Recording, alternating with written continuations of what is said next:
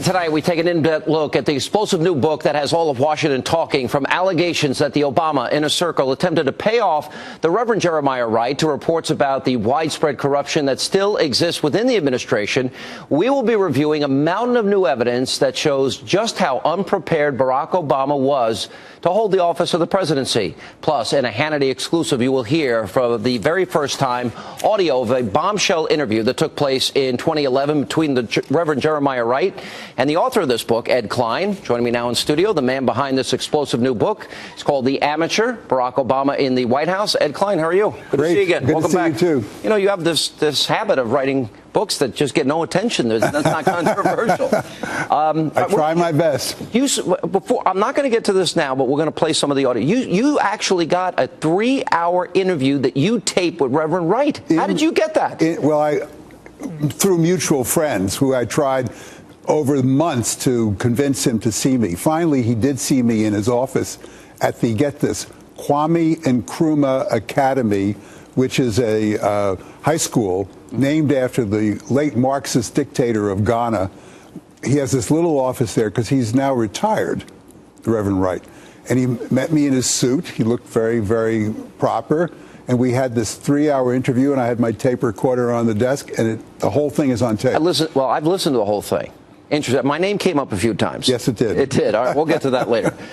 Let's start with, I thought this was one of the more interesting parts of the book, and that is that, first of all, let's talk about the title, Amateur. Right. Because I've said often that Barack Obama's in over his head. He is. Explain where the title came from. The title came from Bill Clinton. He had a meeting with Hillary. In Chappaqua. In Chappaqua back in August 2011. And the room was full of their friends because, you know, Bill likes to hold court. And he likes to use his ideas and bounce them off of people. And I interviewed several of the people who were in that room. And he was trying to convince Hillary to run against Obama in the Democratic primaries in 2012. And he did some polling. And he did secret polling. And he showed her that she was doing well with African Americans and with women and with Jews. And she said, wait a second, she said. What about loyalty? What about loyalty? And he said, there's no such word in politics. Yeah. Now, you're going to come under fire for different aspects of the book, but your sources are, but they're not named, the people that were in the room. Yes. And you had how many sources confirmed that were actually there? That were. You see, I wondered about this because I don't think Bill Clinton ever got over when he said that he thought or felt that Barack Obama played the race card on him. Is that true? Is that where this comes from? You could not be more right. He is still burning from that. Seething. Seething, that's right. And he wants desperately to get back in the White House. Yeah. You know, it's and funny. He has no, excuse me, but he has no respect for this president. And he says so. And the funny thing is, he doesn't want Hillary to wait to 2016 because it's about him. And he feels he'll be too old. He'll be too old, and his health is not that good. He's worried that, you know, will I make it? And she's saying, you got to wait till 2016. I mean, there's no question. They're planning right now. He's gone so far, by the way, to plan for 2016 that he's already talking to people about renting an airplane for her campaign. So he's that invested in this coming election here. All right, as you talk about this, you also go into some of the life and the background of Michelle Obama and Barack Obama. What did you glean out of this that you didn't know about them going in? What would you like the American people to know about him? About Obama? Yeah. I'd like them to know that this guy is temperamentally unsuited for the job of president. You know, you look at Lyndon Johnson. He couldn't give a good speech. He couldn't read from the teleprompter, but he understood how to work the levers of power in Washington. Barack Obama is a wonderful speechifier, lovely guy in front of the teleprompter, looks good, great tie. He has no idea how to work Washington. And he doesn't really have any interest in it either. I have people tell me that they attend meetings on foreign affairs with him, and he gets a phone from a head of state, and he complains in front of everybody, you know what? I've got to deal with these congressmen from Palookaville to get my bills passed. Of course he does. But he doesn't like to do it. Yeah, maybe that's why there's this disconnect. Bill Clinton, on the other hand, would be up into all hours of the night talking to anybody who talked to him. Or how about Ronald Reagan and Tip O'Neill? Is it after 6 o'clock? Yeah. Interesting point. All right. let's talk about meeting Jeremiah Wright. Yes. This is fascinating. We'll play some of the tapes. Tell us about the meeting.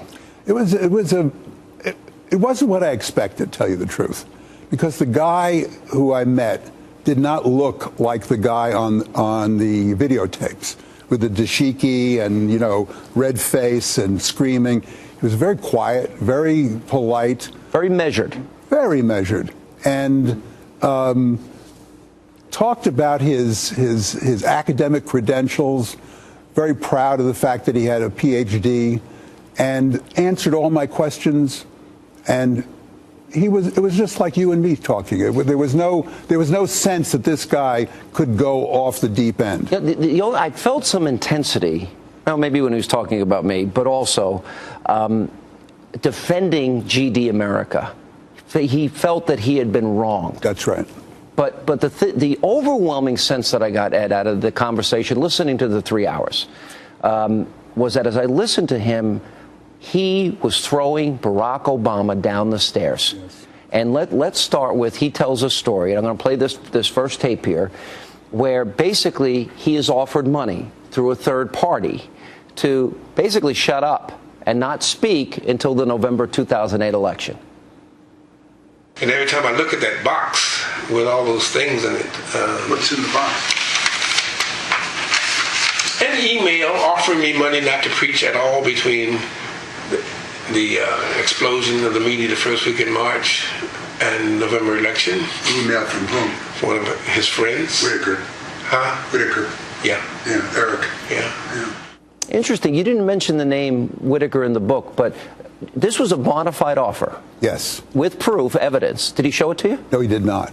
But he says he has an email. He says he has a box, a cardboard box, in which he's put all kinds of things, including this email from Eric Whitaker, who is one of Barack Obama's closest friends, basketball player. They go on vacations together.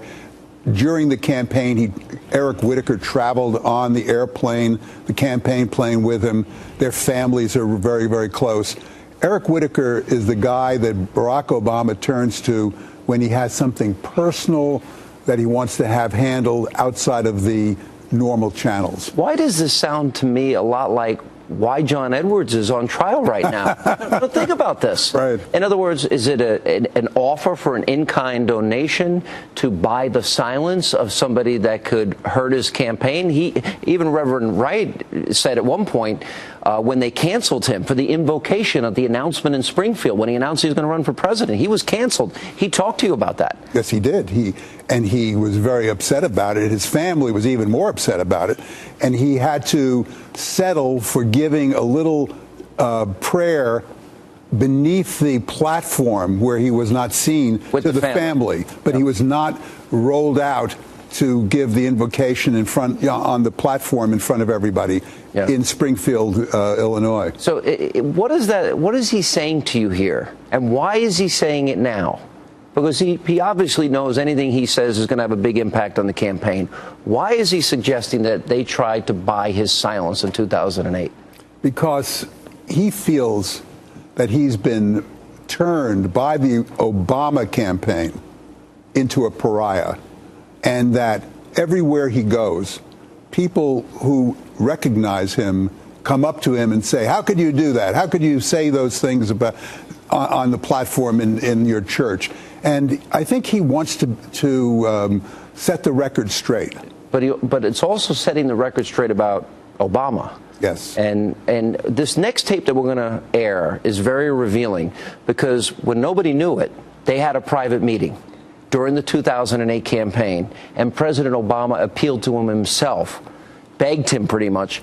And you know, this took place. Yeah, well, we'll hold that, because we're going to play this part when we get back. Right. Pretty much begged him, and they had an exchange at the end of that meeting, which I think is very profound. And I'll let you explain it from your